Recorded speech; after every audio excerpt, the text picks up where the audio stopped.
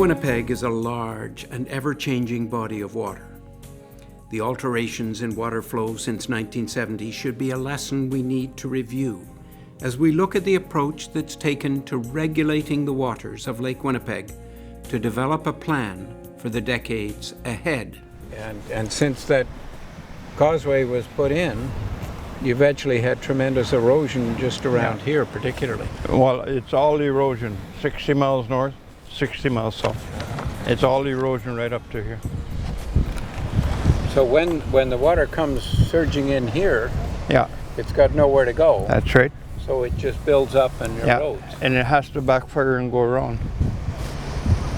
And you don't have the comparable thing happening on the other No. side because you've still got that channel between That's right. Black Island That's right. and the edge. This was a map from 1974, Yeah, and it showed that in 1974, which was just after the causeway was built, there was this long sandy bar coming that's out right. here, Yes. which is now just mostly water. And then there was a big long sandy point coming out from Hecla Island, That's right. and that's also completely Yeah. gone. The gentle lapping waves had left these 2 fingers of land intact, useful for travel and habitable before the man-made changes that we see today.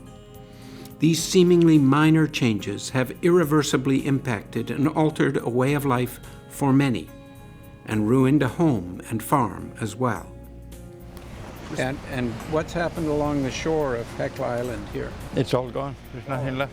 And you used to Trap in hay here. right in here. Yeah, hay and trap, everything. But this was marsh where it was mostly sort of lake, and this is marsh where it was mostly solid. I remember when I was here, we walked all the way along here. Yeah. And that's way out there. And it was much straighter, treed all the way out there, Yeah. and for quite a distance beyond. What Oh that yeah, little island- it went across to Hecla. I walked across. You used to walk across it. Yeah. Wow. Responsible stewardship and careful consideration require in-depth studies that give us an understanding of the damage and change any new water regulating structures will cause. We must realize these possibilities before change is initiated or even planned. New developments such as hydro dams, new bridges, and roadways may seem positive, and this cautionary tale is not against growth or change. This is merely an example.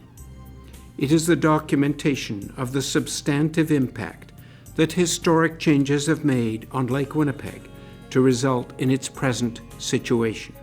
Swift water is a formidable worker, one that has hewn out the Grand Canyon and other huge formations, eroding land everywhere. Never forget that changing water patterns may unleash a giant. Therefore, we must keep watch as new developments are springing from drawing boards long before damage can take place.